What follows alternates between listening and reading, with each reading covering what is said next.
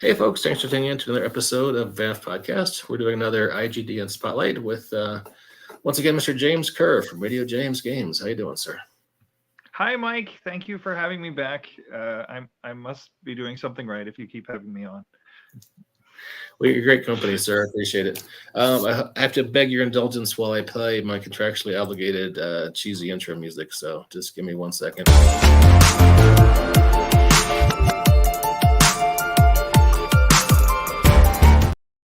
Sorry about that. That's our trademark. It assures our viewers that this is a high quality, high production values podcast. So only the finest farm to table geeky conversation for your podcast listening pleasure. So James, last time you were here, you were talking about Solo Marshall Blues, and we are crowdfunding this project once again on Kickstarter this time. Yes, it is on Kickstarter until, I have to check my dates, April 26th. It's already funded. It funded in 24 hours, but now it's continuing to climb. And yeah, it's I'm tickled pink, and we're reaching for stretch goals, which for the first while is just, hey, more words, hey, more art, hey, more stuff, and then we'll see how far it goes from there. Well, yeah, cool. Once again, I'm sure I've said it before, but you have beautiful art. I love the cover image here you have for the Kickstarter. Yeah, that was Stephen Wu, who did some art for the predecessor to this game, Fight to Survive, role-playing martial arts meets heart, and he also did art for he's done a lot of art. Like, he's done a lot of stuff. He's just a fancy pants kind of guy. You may notice him most. He did some art in I'm sure I'm saying it wrong, but Jinkashi Blood at the Banquet Hall, the one about the hopping vampires and the family that owns a restaurant. Great game. I think it's distributed by Wedding Games, actually, and he did art for that. A bunch of art for them. So he's wonderful, and he's doing the art here. He really gets it. He really groks the subject matter, and he made this stunning, lovely cover, and that's just a portion of the cover. So I cheated a little bit because there's so much good stuff on that cover, and yeah. A bunch of the sketches. I noticed you have a slightly unconventional campaign because you're going for longer than 30 days, it looks like. Yeah, Mike, an awkward question. Sorry, I didn't mean to put you on the spot. I could try and be clever. I could try and say it was all very clever. Actually, I was at Breakout Con this weekend, and one of the other publishers, which is the largest convention in Canada, it takes place in Toronto annually, and another one of the publishers approached me and was like, wow, it was so smart of you to launch immediately and then just have a really long campaign. You're so clever as a publisher. And I had to be like, no, I can't take this one. My finger slipped, and it's now a super long campaign. I can't pretend that I was smart or clever in any way. But the fact is, I was just so eager because the book is ready. It's all set to go, and I just want a chance to expand it and get it out and involve all the lovely people. Because like you publish, you must love publishing. I love publishing, but publishing is so much more fun when you can involve other people from the community, when you can get a great artist, you can get a great editor, and you can get a great sensitivity reader, and involve other people and bring something out that isn't just coming from your own brain, but it's coming from a whole team of people. I think it's super fun. So I really want to involve that team of people and make something that's going to be really spiffy and not just insular James Kerr. I understand. There's something special about collaboration, kind of brings things to life. So I completely get where you're coming from there. So how was the convention? It was a good convention. I ran a bunch of Fight to Survive, role-playing martial arts meets heart, which is the tabletop version of this, and then Solo Martial Blues is the solo version of this. And I got to connect with a bunch of publishers and distributors, like Composed Dream Games was there, and they sell a bunch of my books. and it was wonderful to connect with them, and it was wonderful to connect with other publishers. And it's just great to have a big old convention within Canada. Yeah, very noisy though. My voice is a little suffering for the effort of trying to run a game in a crowded room. Yeah, But other than that, wonderful experience. I really liked it. Cool. Well, just to mention to folks who are watching and listening and not watching, I've got the URL for James Kickstarter down below. Just kickstarter.com/projects/James Kerr, Kerr Kerr /solo-marshall-blues. Also, if you just Google Solo Marshall Blues Kickstarter, it comes right up. 38 days left, so there is plenty of time to jump on the bandwagon. It's funded. We're knocking down stretch goals at this point, so it's a good time to pitch in and take the ride. So, James, we were talking. If you wanted, I've got the character sheet. We could kind of walk through a little pseudo demo of the solo gameplay if you wanted. Sort of show the audience at home what it's like. That sounds like a good idea to me, Mike. It's just, are you ready for it? Are you Let me center my chi. Okay. All right. Okay. You get yourself don't go in cold. Like make sure you put your robe on and you're getting hot to run out, because we need your intro music, right? Well, I guess you have we did start with your intro music. We did start with the intro music, yeah. I've got some mountain goats playing in the background. I will do some push-ups here in my mind. And all right, let's check it out. Here is Solo Marshall Blues. This is the character sheet. I got it in MS Paint because I'm sophisticated like that. Yeah, we're high tech around here. So it's a busy character sheet, but it's a whole system. So and it's all on there. And character creation breaks down into just 5 steps with a few little sub steps under that. So the very first thing we need to concern ourselves with is build, which you see a bar. Your cursor is over it. You can be small, thin, medium, taller, muscular, or huge, and then the whole bar is across there, and you just check mark one of them. The bigger you are, the harder you hit, and the smaller you are, the faster you are. So, for instance, if you are tall and muscular, then the person who's only a medium build is going to be faster than you. So, what do you like? Mike, what are you feeling? Do you have a vision for a character in mind? Are you the kind of guy who just makes the same character throughout all kinds of systems and dimension hops it, or are you the kind of person who mixes it up completely, or where do you sit?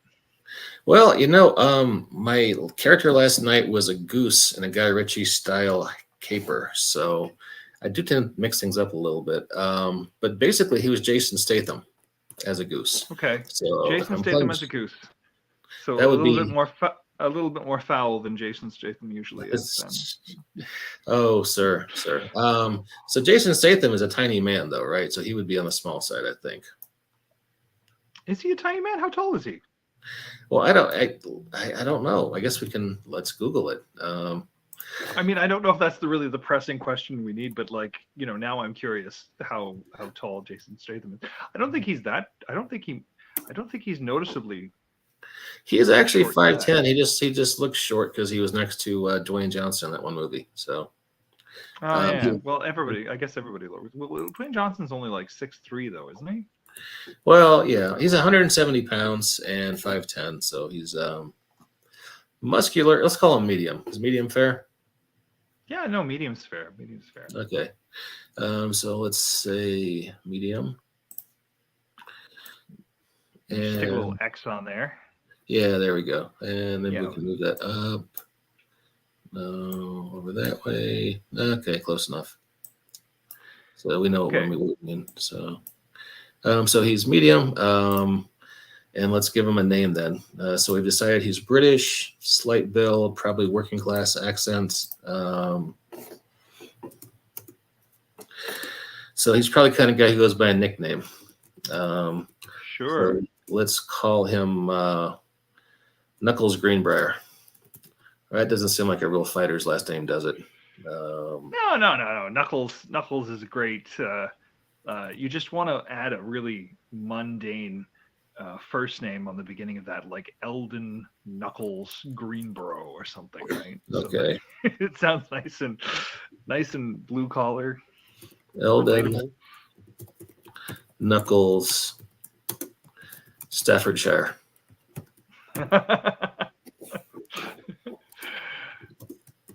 All right, the fourth. Okay, there we go. Eldon Knuckles, Staffordshire the fourth. Okay.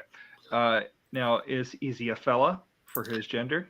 Yeah, we're going to call him a fella. So we will say male. And date of birth, RIP. We don't know yet. We don't know yet, but the date of birth is set because we have a set structure here. And his heritage, you wanted him to be British, or just ambiguously British, or do you want to say like he's from Stratfordshire or from we say Yorkshire or the Bath district? Well, I've actually been to Yorkshire, so I guess I know that they like their peas there, so I've got some background. So he's from. He's northern, then, is he? Yeah, but I say northern British. That works. Well, no, Yorkshire. Yorkshire is absolutely fine. You can it's I'm not sure they're. Well, perhaps we're getting into essential northern. Yeah. I can't do the accent anyway. So an MA is it's okay. Don't worry about martial arts just yet, because you're gonna find one when you find a teacher, if we even get that far.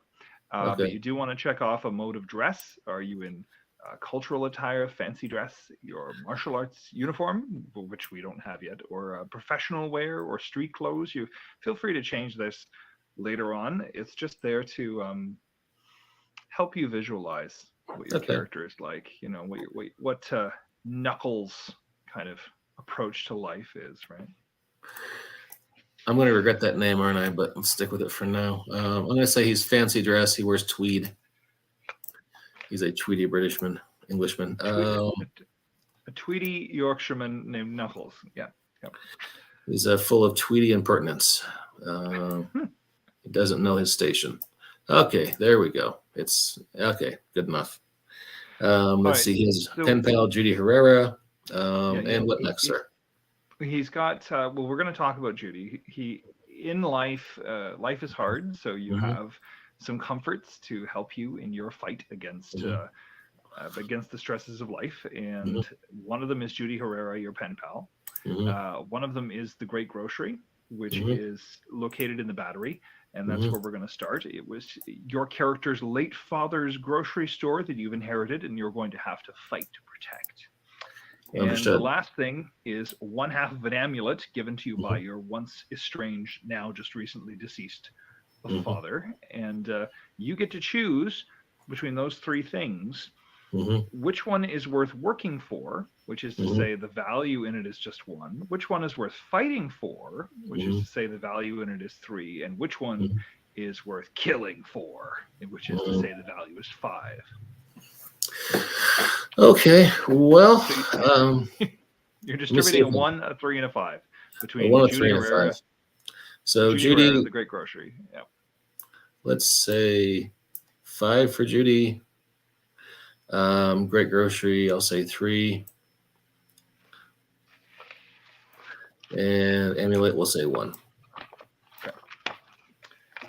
All right, now we're gonna distribute some techniques, and this is I don't know if you can do pencil on, or just be prepared to erase these numbers because they may change a little bit through character creation. Okay. But you're a medium build, eh? Yeah. Okay, so you have your choice. You can either put a +2. You can put a +2 into grapple, punch, or kick, or a +1 into 2 of those. All right. Well, grapple, punch, or kick. Yep. All right. So give me my options again. You can put a +2 into grapple, punch, or kick, or a +1 into 2 of them. Okay. So let's do +1 into grapple, and since I'm Jason Statham is playing me in this production, I will do grapple and kick. So +1 for grapple, +1 for kick. Yeah, and don't be afraid to have a 0 amount. It just means that you're martially competent. It doesn't mean that you can still punch as well as a martial artist. You're not punching like a feeble old grandmother or something. Although there are some pretty tough old grandmothers out there, certainly. Thank you for sending it so I don't get those angry emails from those martial grandmothers. But you never know. You never know. There's always a tougher grandmother out there. There is. All right, so I've got one in grapple and one in kick. Okay, and next we're going to figure out what you're naturally skilled at. Mm-hmm. So one of those techniques, any one of them, grapple, punch, kick, block, or footwork, you're going to get a +3. Okay, let's say footwork because he seems like you can add that onto your grapple if you want to, or your kick if you want to, and it's any one of them. It depends how well-rounded you want to be or how specialized you want to be. Well, I'm going to go with footwork right now. You said that was +3? Yep. Okay, so there we go. And then finally, you have one last little to make life a little bit easier. One last little +1. Mm. Okay, that should probably go into block. So. Oh, you're a very well-rounded guy, but an excellent dancer. You're a snappy dancer, is what that tells me. That's the story's writing itself, so that's cool. +1. Okay. All right, you're done. You're done. Yep. The character's done, and you're ready for play. That was I didn't time us. So like 5 minutes. 10 minutes. It was fast, yeah. Yeah. It's a little bit different than Fight to Survive because in Fight to Survive you are supposed to generally make your characters together as a group in relation to each other, but otherwise you're set to go. Okay, do you want to dive in? Let's do it. Do you need to take a stiff drink first or anything? Or are we? 1 second. Hang on.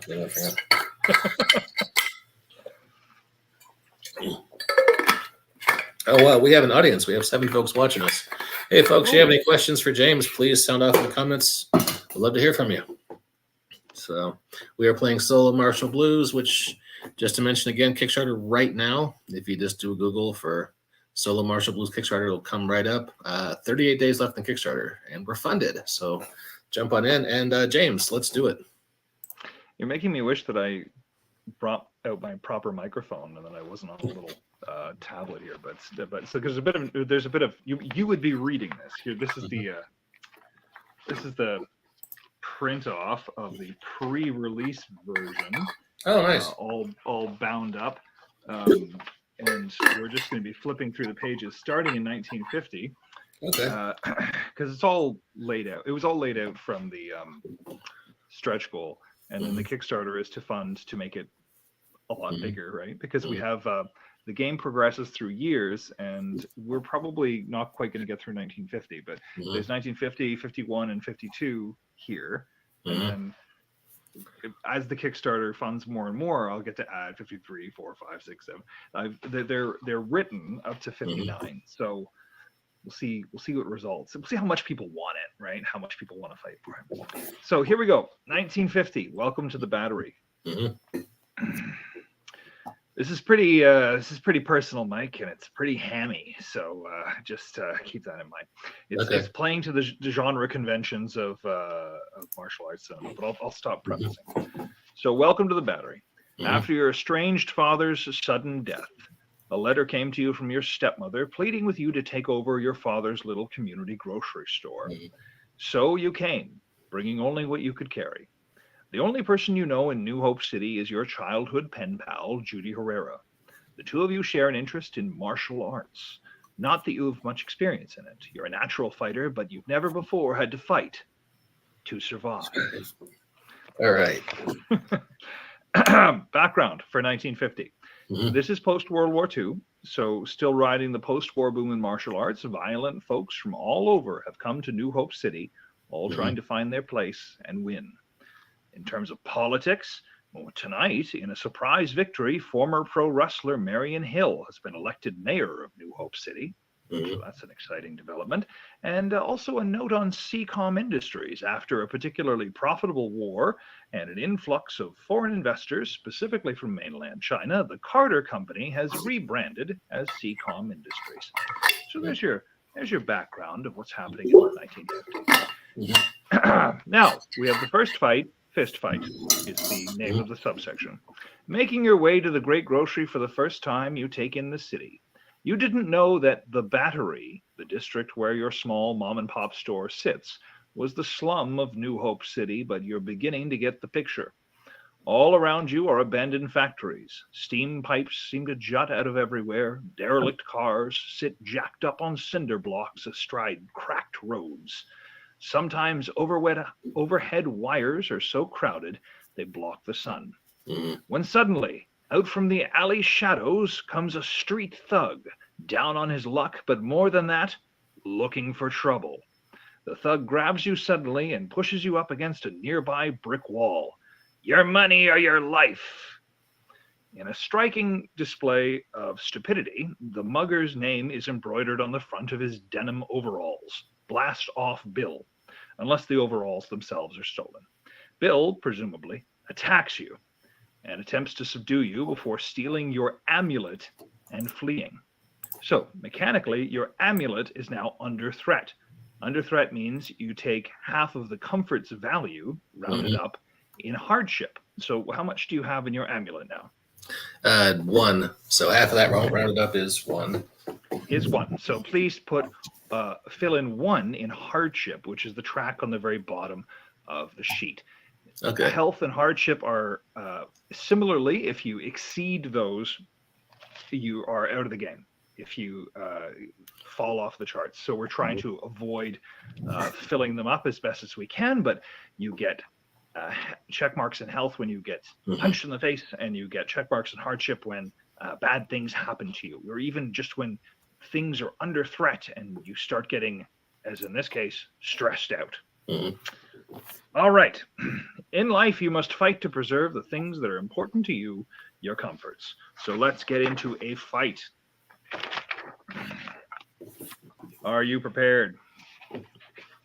Hi. You're ready? Okay, good. So you must have taken a wrong turn on your way to get to your dad's store because you've ended up in a dirty alleyway fight on an empty street of boarded up shops. Such is a fighter's life, I guess, if that's what you are anyway. You must prepare 3 moves for the round. So, Mike, please choose between grapple, punch, kick, block, and footwork. Now, you could choose the same move multiple times if you wanted to choose punch, punch, punch. But we need 3 moves from you, and you can let me know what they are. It doesn't matter. The responses are his responses are right here, and then we're going to compare the moves back and forth. The triangle I guess it's a diamond. The diamond in the middle of the character sheet represents how those moves interact with each other. All right. So this is step 1, posturing. Is that correct? Correct. Step 1 posturing is come up with 3 moves to represent your behavior in the fight. You don't have to use them in sequence. So, for instance, if you chose punch, grapple, punch, that doesn't mean you have to punch, grapple, punch. You could punch, punch, grapple, or grapple, punch, punch, or whatever. Just the point is having 3 of them in mind. Just like that moment when you, I don't know if you have a career street fighting yourself, Mike, but as you jump into a street fight and you're thinking, oh, what am I going to do? And you have a few ideas in mind as you're engaging and leaping into that back alley, as I'm sure you have often come out swinging. Yeah. Well, actually, I was in a schoolyard scrape in 6th grade with the toughest kid in my school. And I did an open hand slap across the bridge of his nose, and toughest kid in my school was a hemophiliac. So he had to go to the nurse's office and get his clotting agent. So I went to a very tough school, sir. That was almost a scene from Karate Kid 2, Mike. All right, so let's do footwork, kick as my first 3. Oh, footwork, kick. Okay. All right. So in this fight sequence, there's nothing special about this fight. It is a dirty street side mugging, as ordinary in the Battery is run off from the rain. So in the first round, Blast Off Bill issues the opening move, and you must respond to it. Bill says, "You're going down, down, down," and he's going to throw a move at you. And I have to flip to the back of my book here to look up the move key. Otherwise, it would be in front of me. But just for reference here, I have a number code, and I looked up what the move is. So when I'm playing alone, I don't spoil it for myself and know what he's going to pick before I go picking my moves. So F4. F4? Yeah, F4. All right, he's kind of a wild guy, this Blastoff Bill. So he's going to come out with a kick, and he tries to kick you. I think he's going to try and kick you in the shins, honestly, because he's a bit he's a bit unhinged, this fellow. So he's going to kick you in the shins. So he issues a kick. So you want to come out with a move that's going to do well against a kick. What would you like to do as your move? I would think footwork is probably the way to go. Is kind of dance away from his attack and get to his blind side. Absolutely. Well, footwork wins against kick every single time. It doesn't matter what the technique is. We only bring in technique when we're comparing moves that are comparable to each other. So, for instance, if he's kicking and he's like doing a bunch of shin kicks and you decide to kick and you're doing a bunch of high kicks or something, we compare technique to see who's the better kicker. But in this case, footwork is just going to walk away from it. So he has to respond with his next move. So I'm going to look up his next move on the chart, which is D11. Okay, he's going to continue to kick you and try and kick out your shins. You don't have to issue the next move yet because defensive moves stand. They don't do damage, but they keep going. So he's burning all of his moves trying to kick out your shins as you wiggle along, and he's going to issue his third move, which is C9. Oh, yep. So he's going to try and he gets sick of trying to kick your shins, and he tries to punch you in the face. So now you're going to need to issue another move. Okay, I'll go for footwork. Let's do footwork again since I have two of them. Okay, doing footwork again. Footwork loses against punch, and I'm sorry, you are going to get punched in the nose. So please tick off a square of health. The first one under bruised. Yep, so there we go. Okay. Okay, and he is now out of moves. He has nothing left for the round. Do you have any moves left? I have kick left, so I'll kick him in the head. Okay, so undisturbed, you are able to kick him in the head, and he is now bruised from the fight. And you were the last one to hit, so you win that round. So now we go on to round 2, because it is best 2 out of 3. Round 2, the thug Blastoff Bill cries out and shoves you back against the brick wall beside a busted trash can and a pile of crumpled newspapers. He's spitting nonsense now. Bill says, whoosh, whoosh, wham, put, put, put, put, put. Yeah, he's a character. All right, so he's gonna.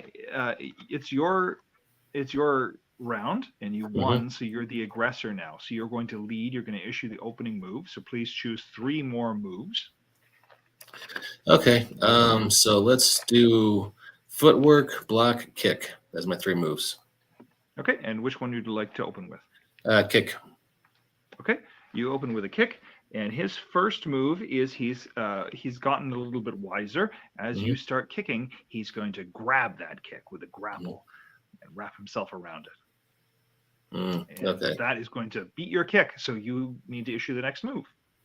Okay, I'll go with footwork, try to get away from his grapple. Okay, what's your technique in footwork? Because it's a plus 3. It's a plus 3. 3? Yep. Oh, that's better than his grapple. So you managed to footwork away from his kick, fine, and then he has to issue the next move, which is G5. All right, he continues to try and grapple you, but that's not going to work, and you need to issue the next move. So what have you got left? I got block left, so. Okay. Sorry, did you footwork away from his? Okay, sorry, he burned the move, and then he has to issue the next move. You're really fighting defensively here, Mike. People don't usually start off that way in their first fights. G6. Okay, he's going to catch up with you with a punch. He's going to catch up with your footwork with a punch. What do you have? Have you just used your footwork this round? I've already used my footwork. That was my first move was footwork, and then I went with footwork, block, kick. So I've used. Okay, so you used the footwork, and he tried to grab you. It didn't work. He tried to grab you. It didn't work because the footwork still stands.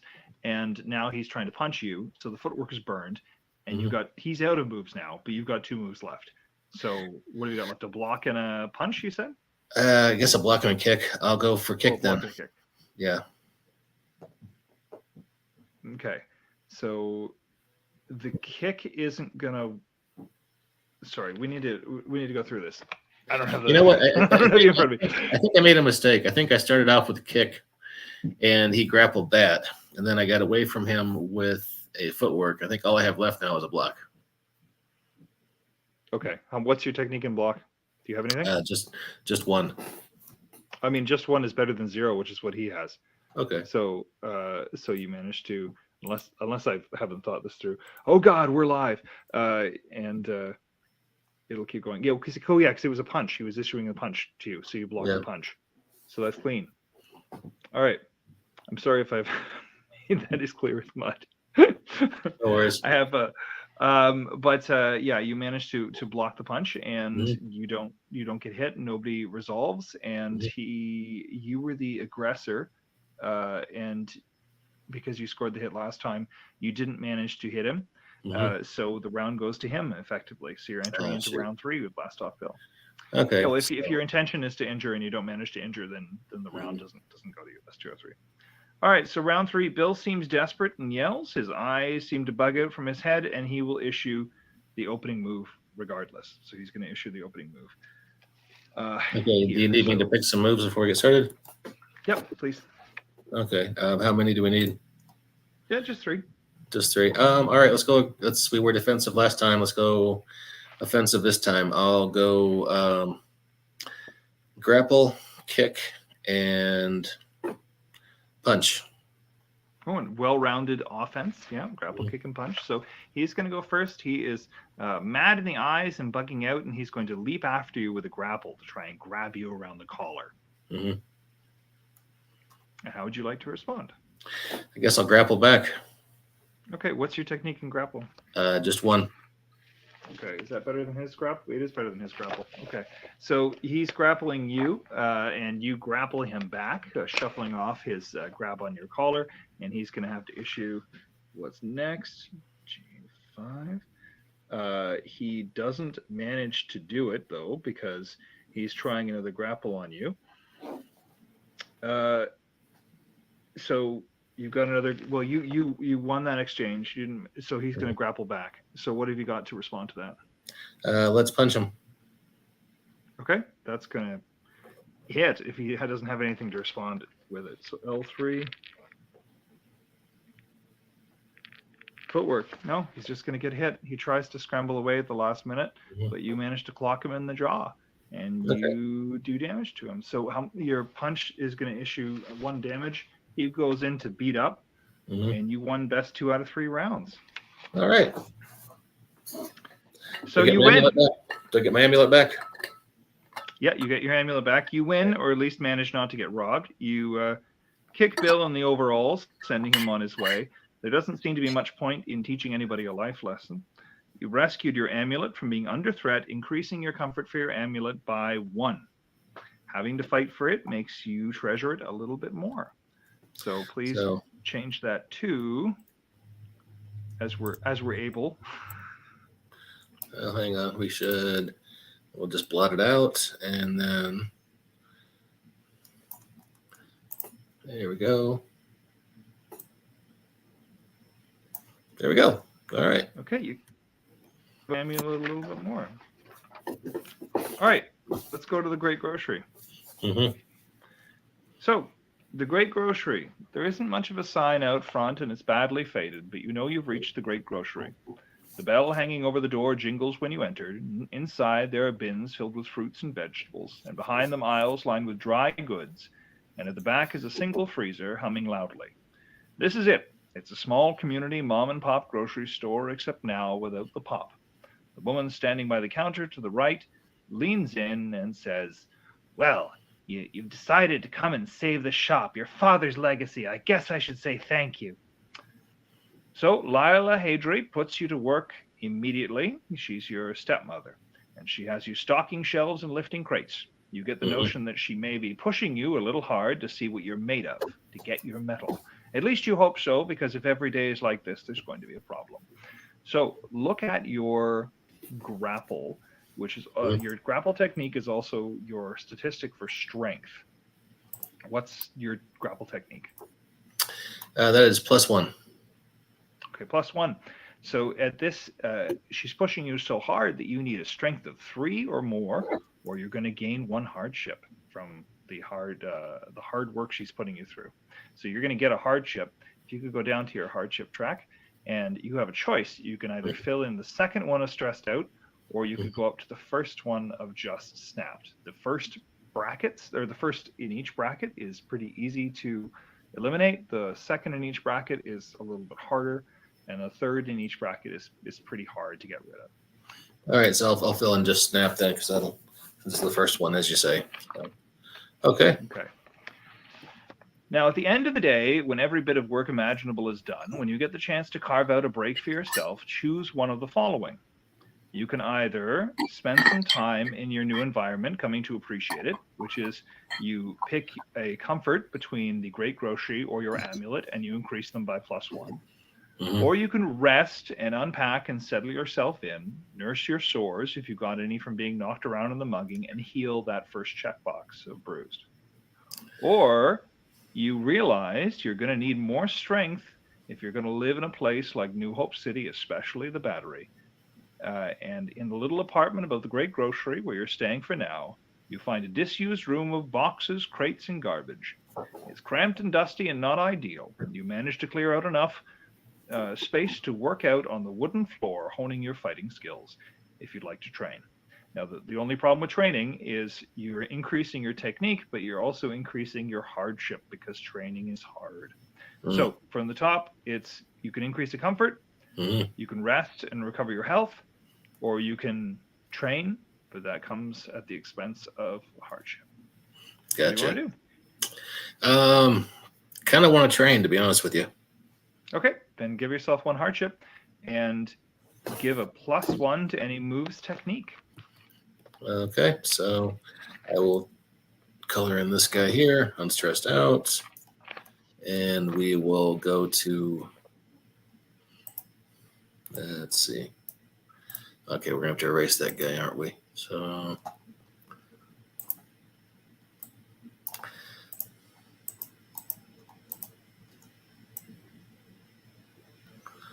okay, and let's just stick with the marker since that's a little easier. So,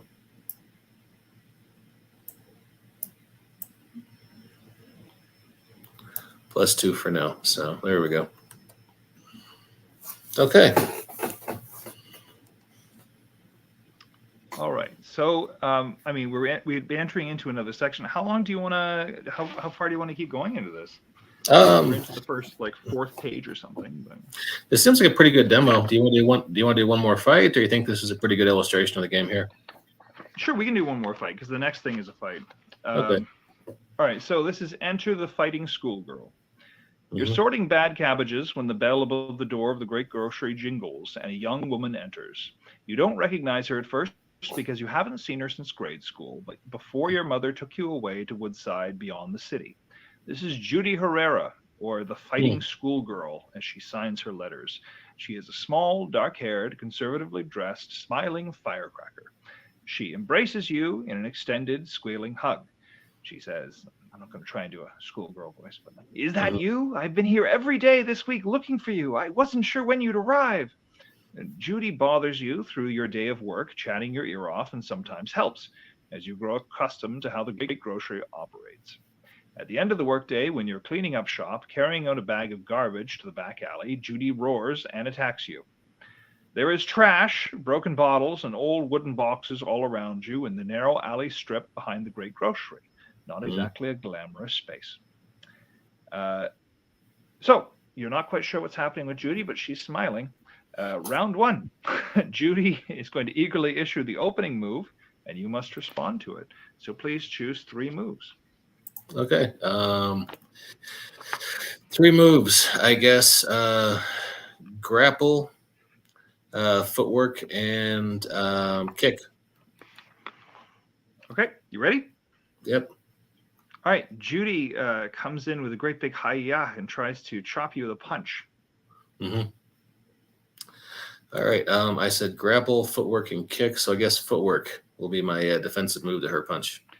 Maybe do you want to check the chart? That's a little bit of because footwork doesn't work against punch. That's how you got punched in the Oh, face. sorry. All right. So she's the aggressor. Footwork, block, kick. All right. I should have been paying attention. Okay. So footwork, block, kick, punch, groundwork. All right. So she's trying to punch me. She's trying to punch you. Yes. All right. So So what she's the works against aggressor. punch is like a kick always works against punch. A punch Mhm. might work against punch, and a block also Block. works against punch. All right. So the black arrows pointing to the left, they work. Okay. In that case, I'll use my kick. Okay, great. So she's going to you extend farther with your kick than she's able to punch, so it's going to intercept the punch, and she's going to respond to it with a oof. She issues another punch, which is not going to go well for her, so she's going to get hit and she gets bruised. What's your move? Okay. I guess I grapple. Okay, you're going to grapple her, and she's in response is going to try and kick you. That doesn't go very well for her because a kick loses against a grapple. You grapple her to the ground in the back of the side alley and do another tick of damage. So Judy is now looking kind of beat up. We're into round 2. Can you win the round very, very soundly? Can you please choose 3 more moves? All right. Let's go aggressive. Let's go grapple, punch, kick. Okay. So, well, I lost my chart. There we go. All right. You are issuing the opening move because you won the last round. All right. So I'm on the aggressor. So on the left side of the triangle of the diamond. Yeah, it's the same both sides. Like it's mirrored perfectly. So Okay. it's just a mnemonic. So. All right. So I will issue a kick. Okay. And she's going to respond with a kick herself. What's the technique you have in your kick? Kick. That's +1. Okay. She has a fancier kick than you do. She's got a 5 technique in her kick. Oh shit. So Okay. so her kick is going to win, and you have to come up with another move, or you might get hit. Okay. I guess I will do footwork. Oh wait a second. I should look at this. Hang on. So she's the aggressor. She's kicking. No, you're the aggressor. She's the responder in this case. So right, you started off. Mm-hmm. She started off with a punch, and then you kicked, and then she kicked in response. But her kick is better than your kick. So now you're using a footwork in order to get away, which is going to work against a kick every time. And she sees you moving away in the back alley, kicking garbage aside or whatever else, and she's going to use her footwork as well and flip about. How much do you have in your footwork? I have 3. Okay, she also has 3. So you're not going to force her to try and burn another move. So that means it's your turn. Okay. I think I had a punch. No, wait. Did I say punch or grapple? Rewind the tape. I don't recall. This is why I like to write things down. Yeah, I should write it down. I'm sorry. Let's go with grapple then. +2 is the technique. Okay. All right, so you go with the grapple, and she tries a fancy kung fu flying kick, which is not going to work against the grapple. So you again, just like the end of the first round, rustle her to the ground and do a point of damage to her. She is now into a knocked out state. She's not going to get knocked out. She's just going to shake her head and get back up again. Shuffling backwards, Judy grabs the back wall of the great grocery to steady herself. She says, "Whoa, okay, you weren't kidding. Oh, I was just testing you. Geez, okay, have I got a place for you then? Now the real fun's going to begin." That ends the fight, but Judy insists on taking you someplace. Who knows where you'll end up? And then she takes you onto this fighter's bar called Poisons in the Battery, and you have many misadventures there. And it's just the book continues on like that as a combination of fights and challenges, like when we compared your heart, and little springboarding story segments that try not to get too long, just to give you a sense of the place, and then choices, like lots and lots of choices about what you do with your time. And you eventually have to pick which martial arts teacher you want to go with. and whether you want to stay with them, and as adventure unravels with you managing this grocery store in the 1950s. That's pretty cool. I have to say I enjoyed that. So thanks, James. Appreciate your time. That was fun. Well, thank you very much, Mike. So the Kickstarter for Stolt Marshall Blues is going on until, what is it, April 26th? April 26th, yeah. And it's funded now, but the more we can do, the more years we can add, because I've got 1950, 51, and 52, but I really want to add in 53, 54 at least. At least I'd like to get up to 55, and we'll see how big we can make it. It's not going to be too. It's only. I'm hoping it's going to land at about 200 pages. 200 pages, 5.5 by 8.5, and it will look gorgeous. With art by Stephen Wu, it'll look gorgeous. Absolutely. Yeah, he's a good artist. So, all right, cool. Well, hey, folks, check him out. He's a Kickstarter now. Solo Marshall Blues. You got 38 more days to check it out. So it's a good time. Help him hit some stretch goals. So, once again, James, good talking to you. And to all our viewers and listeners out there, thanks for checking us out. And we'll see you next time on the BAMF Podcast.